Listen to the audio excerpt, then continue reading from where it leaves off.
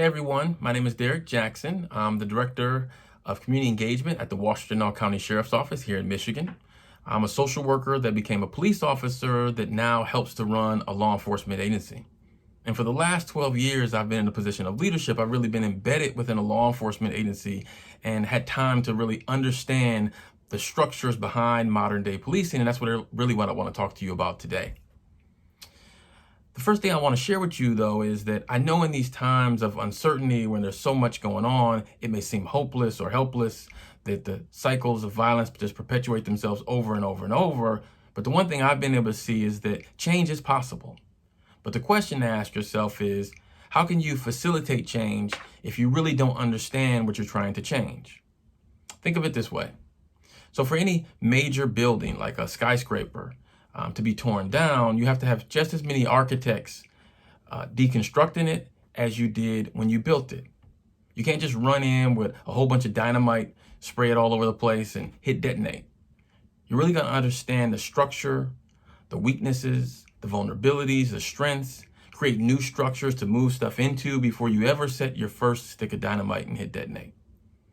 And so whether you are about deconstructing, defunding, abolishing, or just subtle reforms to policing, for me, that's not really the issue. The issue is, regardless of where you fall on that spectrum, it's about really understanding the current construct and figuring out how you change the cogs of the wheel to meet the needs that you have. So what I want to do today is just to share with you just a few points. I call them the 6 points of change and things that I've just recognized over the last 12 years of doing this work. Number one is leadership.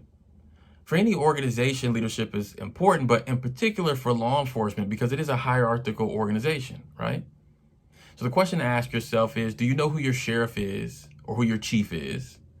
Do you know that your sheriff is elected every so often? Do you know that your chief is appointed or hired by city council? And when you see a sheriff on the ballot or a chief up for an appointment, are you really getting involved? Beyond just that individual and their values and their competencies, is that individual by themselves, right? It's really hard as one individual leader, even if they have great ideas, to come to the table and change an entire structure that took decades and generations to build. So do they have a team around them? Are they given the flexibility to bring in that team to help them move and change the organization as it moves forward? Number two of these 6 points are related to hiring.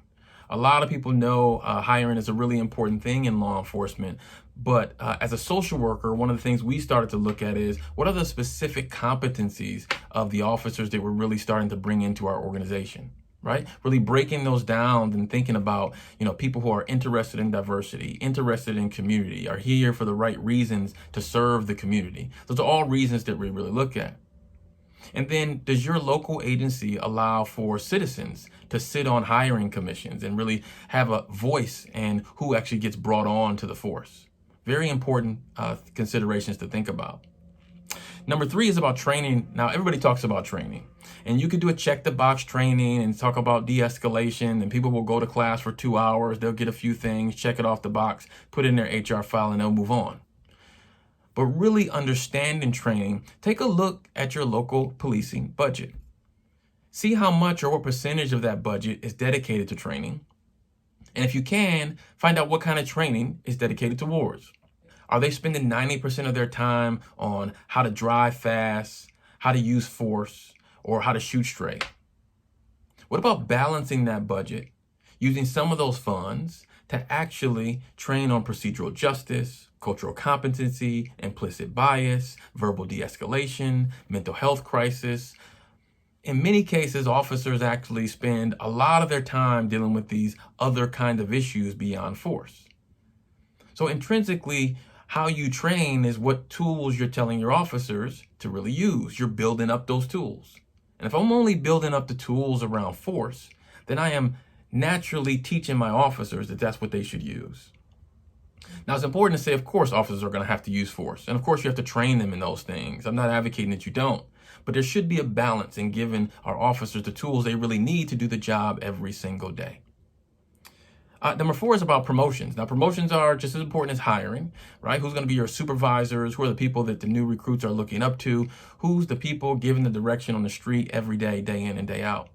So the type of person you promote really sends a message and a ripple effect through the entire organization. So it's really important, again, just like hiring, our citizens on those promotional boards. What kind of competencies go into who gets promoted? All things to really think about that really sometimes get left out in the thoughts around change and police reform.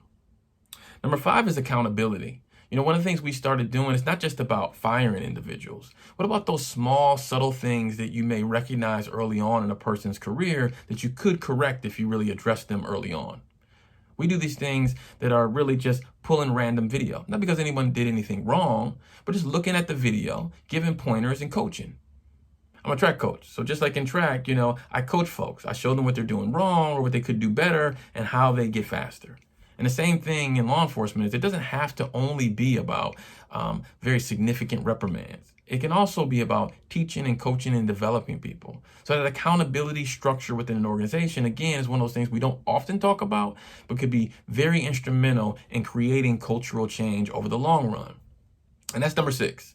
One of the biggest things that we found is about shifting the culture. We don't want people to buy in, because if they buy into this, when something good comes along after us and they're selling it and it looks a little bit better, someone will just buy into that. We want people to commit to the mission, to commit to the values. We want to change our language.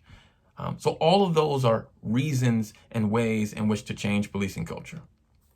Real quick, I also want to mention just ways in which people can get involved. I get this question all the time. So listen, learn as you would with any other group, right? Do the research. Places like the Vera Research Institute, IACP, NIJ, NIC, the Policing Foundation are all doing great research for people to learn about. Meet with leadership or find that internal champion that you can really work with, that you can learn from, that you can meet with whenever there are issues in the community. Sign up for a ride-along or the Citizens Police Academy. There are many ways that agencies have that maybe they don't do the best job of advertising, but for you to get inside and really learn about the structures and how they're operating. One of the best things we do, I think, is actually having people go through our Milo system where they actually do the simulations that deputies will do in training. We also allow for citizens to sit in on some of our trainings. So those are all reasons and ways for people to get involved. Attend all the events hosted by your local police agency. Join the Citizen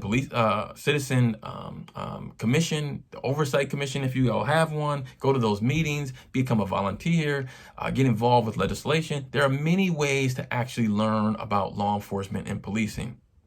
The last thing I want to say is that, we need people marching in the streets, right?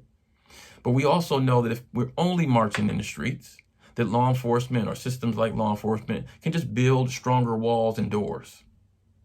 What we also need is people who can be inside to open those doors and allow others in to make change from within.